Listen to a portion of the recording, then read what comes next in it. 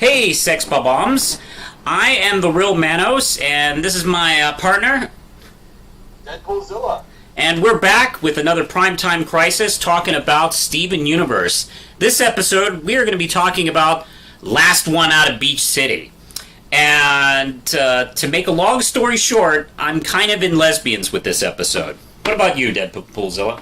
I am very in lesbians with this episode, Manos. And by the way, for those of you who are watching, we're going to skip over the previous week's episode, Future Boy Zoltron, because it's a week late, and we really got nothing on the episode. I liked it. Did you like it? I liked it. It was a fun little Mr. Smiley episode, and that onion bit killed me. All right, and that's it. That's all we got. So let's talk about this episode. Oh, wow, where should we start? This episode, I gotta say, kept fooling me. Because I saw this title like 12 years ago on the Steven Universe wiki, and it's called Last One Out of Beach City, and boy did that sound like a huge epic story. I was expecting Yellow Diamond to come down with her army and to start like destroying everything in sight. And then I start siding the whole planet, the whole place. Exactly, like the last two episodes of Justice League Unlimited. And then we saw the preview of Amethyst and Greg are going to like a rock show. It's like, oh, okay, well, this will be an interesting like development in their relationship. And then we watch it, and it's not even that. It's a Pearl episode, and it continues the development that we've been seeing since the Sardonyx story arc of. Back when Sardonyx, to bring you up to speed, Pearl's many psychoses relating to the loss of Rose and her life being destroyed, almost lost her friendship with Garnet, and even got the whole band almost killed when they were taking on Peridot. That's when Garnet kind of set things straight with her to really look inside herself and stand up for herself, and that's when she started this. And we've seen it develop. We've seen it in Back to the Barn when she took on Peridot, and in Mr. Greg when she makes peace with Greg about the whole love triangle thing with Rose. Now we're here, and she wants to move on, and it's an amazing episode. And it's just a funny little episode. We barely get to see any gem superpowers at all, except for the beginning, and. When, let's see, Greg and Amethyst are going to go to this show to see, I think, Mike Krull, who's a real guy. And they are going to go, it's some kind of performance at somebody's house at a suburb. And Greg's going to take her, but he has to cancel at the last minute. So Pearl actually suggests that maybe she and Steven would take her. And she decides to go all out. She, like, puts on, different clothes, the bad Pearl outfit from Tumblr, and and she even like starts to she's gonna say she's gonna be drinking tonight, well, drinking juice, but what are you gonna do?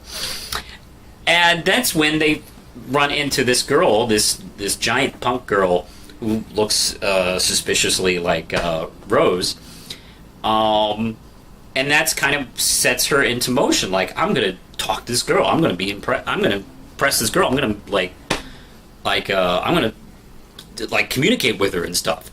And that's the whole episode where she kind of like has to race against time. She runs a red light and gets chased by the cops. Which is nice to know that cops finally exist in this universe. This is the first time we've seen cops. All the destruction that happens in this show, we never see cops. Runs a red light once. Cops. Well, you'd have to imagine, Manos, that you'd see a giant floating hand come down. You have to imagine the cops would be like, oh, screw that. Alright, so anyway, she eludes the cops. Much to Steven's shock. And Amethyst's encouragement. I really enjoyed the whole thing where we have that moment where Pearl kind of breaks down and goes, you know what, I was going to try tonight, and it's all messed up, and I was just going to be this person. And I love that moment where Amethyst and Steven, like, encourage her, like, no, you are that person. You are that cool person that you're trying to be.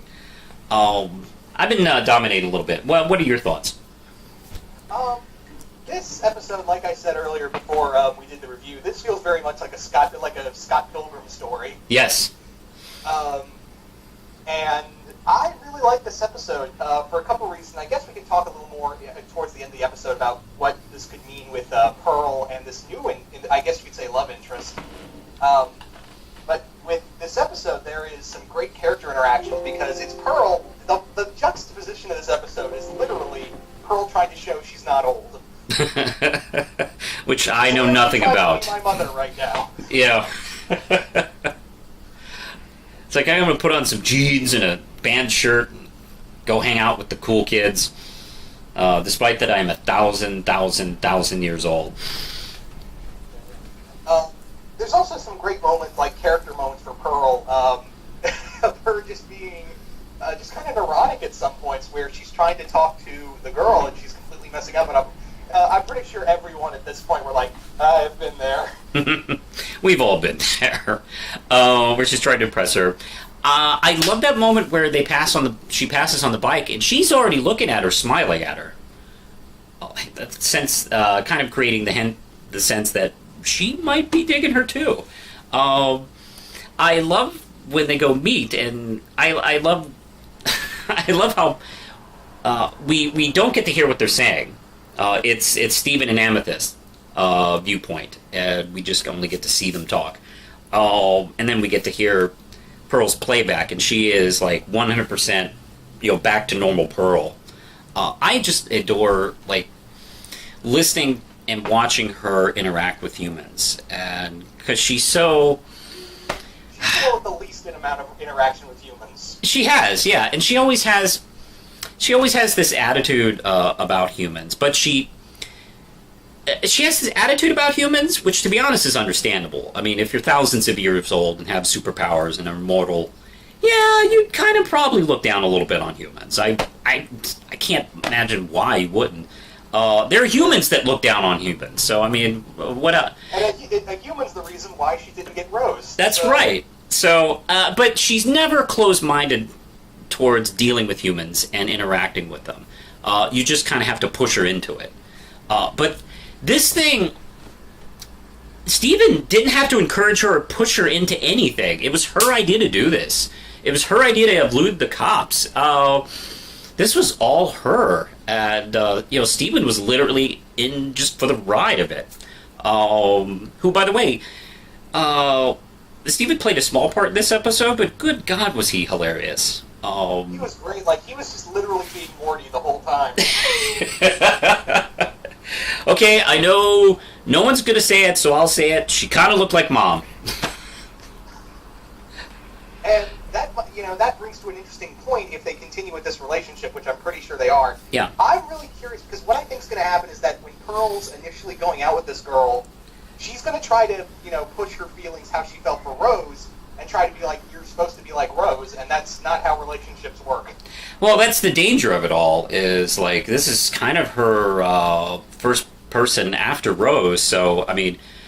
Yeah, it's literally the rebound girl after 6,000 years. Yeah, is she going to, like, kind of imprint and try and, create, a new Rose out of this new person, like Jimmy Stewart in Vertigo, or is she just going to kind of, like, adapt? I hope, if she does that, I hope she at least will adapt and learn, because, Pearl has shown an ability to learn from her mistakes. She does it all the time.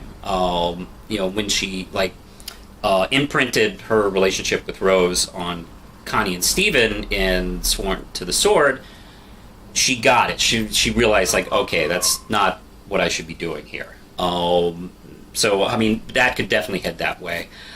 I'm curious to see what kind of person she is. I get the mystery girl, I get the idea, or should we call her S?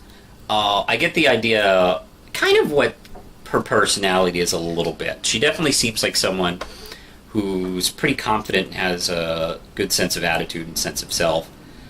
She doesn't seem as let's see. Weirded out. Not weirded out. No, not weirded out by. I'm thinking about comparing her to Rose. Rose has kind of a wide-eyed view of life in the world, and the mystery girl doesn't seem to have that. I mean, from the several shots we saw of her, I don't know. She just seemed like she'll probably be a little more grounded person for Pearl. Yeah. I would not be surprised if this was like a pseudo version of how a Marceline and Bubblegum relationship would play out if they let it in Adventure Time. I know Pendleton Ward and both Alex Hirsch have to be like emailing Rebecca Sugar all the time and going, "How do you do this? I want gay characters in my shows, but they won't let me. How do you do it?"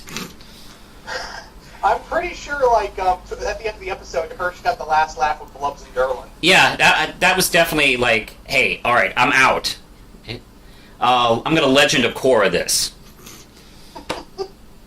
Like, how do you do a show, Rebecca, and it's still going on, and you're still doing... I mean, this wasn't even like Ruby and Sapphire, which are like, you know, aliens, and like, oh, they fuse, blah, blah, blah. That's kind of almost metaphoric, and... No, this is like straight up like a female character digging on a female character who's human and wants to go out with her. I mean, there's no even like fantasy elements to that. The fantasy elements. Remember back in Sailor Moon when Neptune and Uranus were called cousins? Yes, I made that point on Twitter not long ago. Like, yeah, how far we've come just in a few years since the 90s.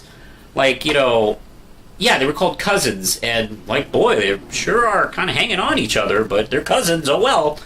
That's just even more creepier. I guess so. Or the episode of Superman with Maggie Sawyer. There was an episode of Superman where she's in the hospital and she's woken up by her girlfriend, but they make no mention of who she is. She knows Maggie, and she's holding her hand, but they got away with that because they didn't establish the relationship. That's what they had to do. But this one, forget it. Let's do it. And I'm just in awe of it, frankly. And, you know, as a big Pearl fan, I'm just really... I've never been so happy for a fictional character that doesn't exist. How about you? I really enjoyed it, and I'm just really looking forward to seeing the character interactions between the two, because you can clearly see they're both vastly different personalities, and Pearl is this very, you know, neurotic, very, you know, she's very organized, and I would love to see that, you know, see this new girl kind of come in and just be like, yeah, you need to take a break once in a while. Let's just go on a date and have fun. Yeah. I could totally see Pearl on the back of that bike. And so can every other person on fan art. Yeah, that's right. And you know what? I'm actually, I hope this develops into a relationship for a variety of reasons. Partly to see the Steven Universe story through fresh eyes. This character joins in like after 100 or so episodes, where everyone's kind of used to it. Yeah, and I would like to see like a forming relationship in the show. I think we haven't had that yet. I mean, we have Ruby and Sapphire and Steven and Connie, but they still call each other friends, even though, yeah, they're not trying to be friends anymore. Yeah, well, yeah, Ruby and Sapphire are an already established relationship. They've been together for literally thousands of years. Steve and Connie are still kids, so, you know, they can't really develop too much, you know, outside of, you know, their normal development as, you know, a 12-year-old and a 14-year-old. So, yeah, that would be a potentially interesting relationship to see on the show. Yeah. Yeah, that's kind of the thing, is that I'd love to see, you know, especially since, Pearl's kind of, you know, immortal. And, you know, I'd love to see her kind of, like, look back and go, oh my god, what am I doing? I'm going to outlive this woman. I know. Dating a human has got to be like, I don't know, buying a dog and falling in love with it. Like, it's the George Carlin line about you're you're already getting into a future tragedy. And, you know, Rose didn't have to worry about that because she's the one who passed. But, is that, oh, you still there? Yeah. Okay, good. But, let's see. Oh, I kind of lost my train of thought.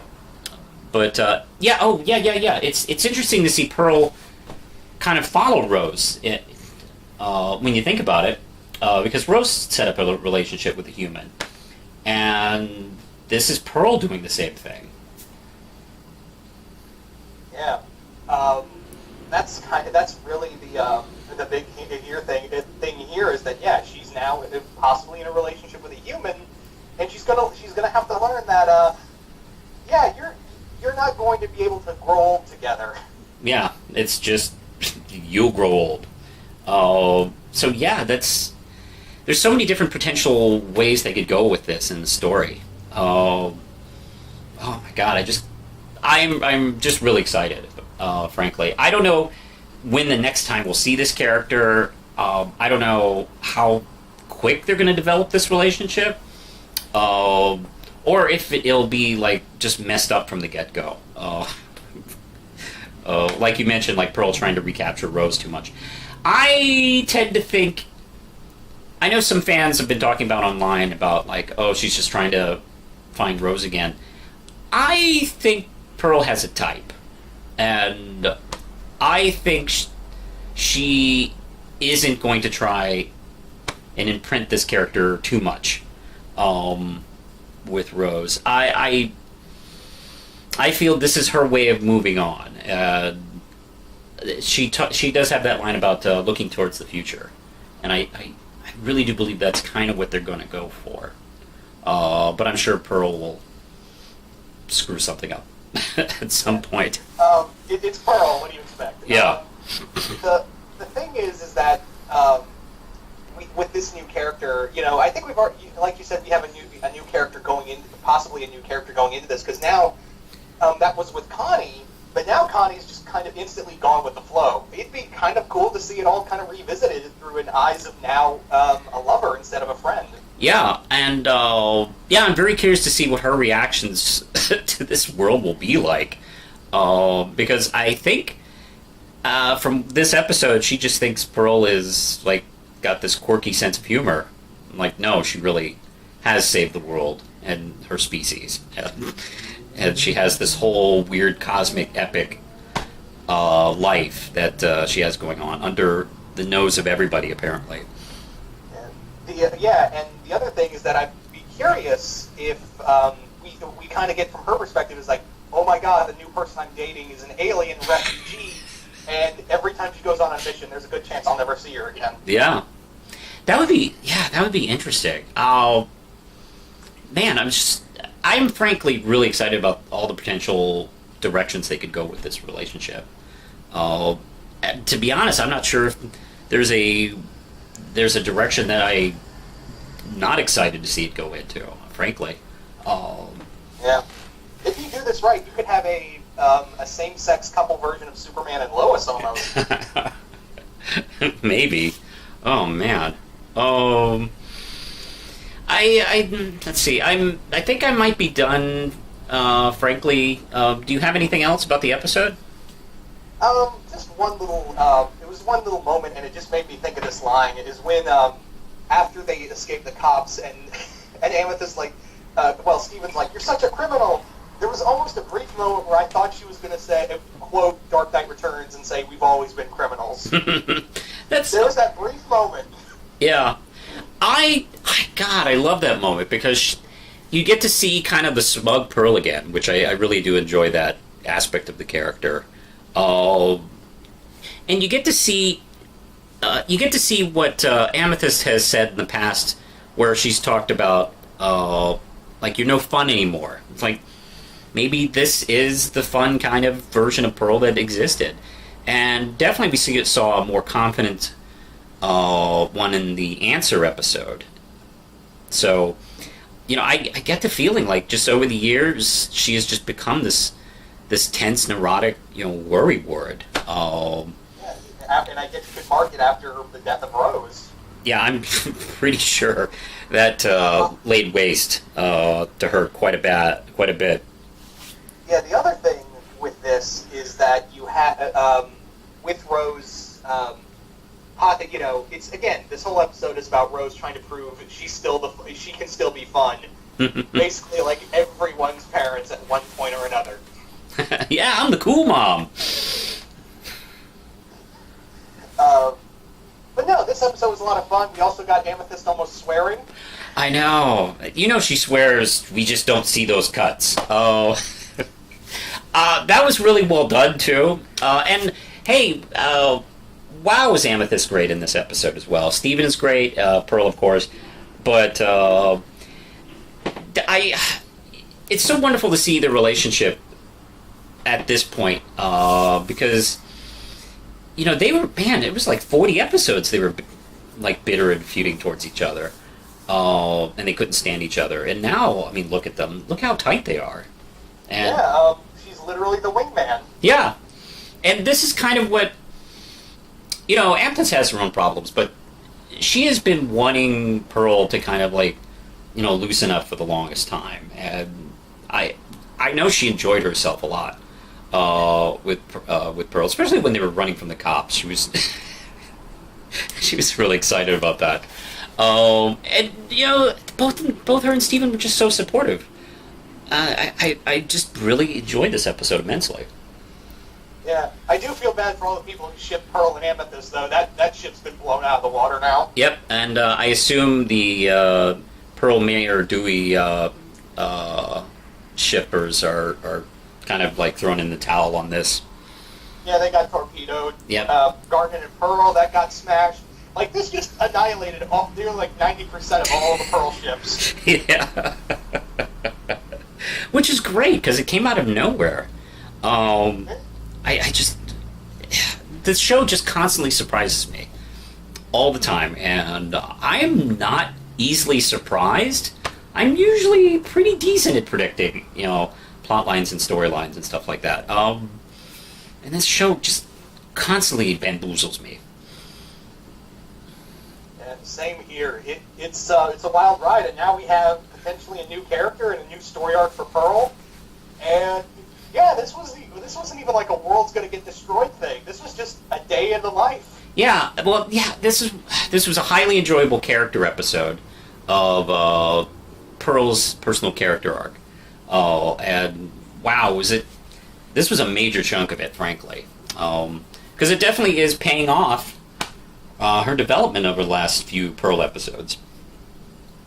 And I will say I enjoyed the song a lot. It's called 15 Minutes, which is kind of appropriate because each episode's 15 minutes, so that kind of worked out. And I also enjoyed the fake credits at the end.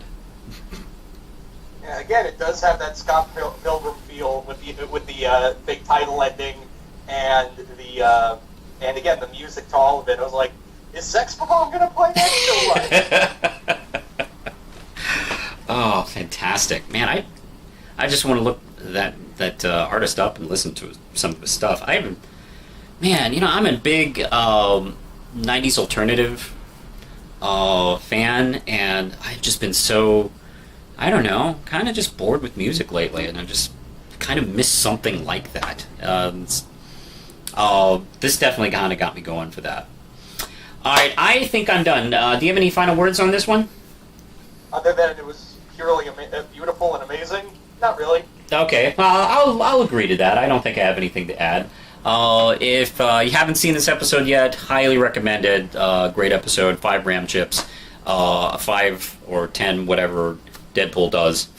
And I really dug it a lot. We're going to be talking to you next week. There's another episode, so we'll come back then. So until next time, I'm the Real Manos. And I'm Deadpoolzilla saying, push the button.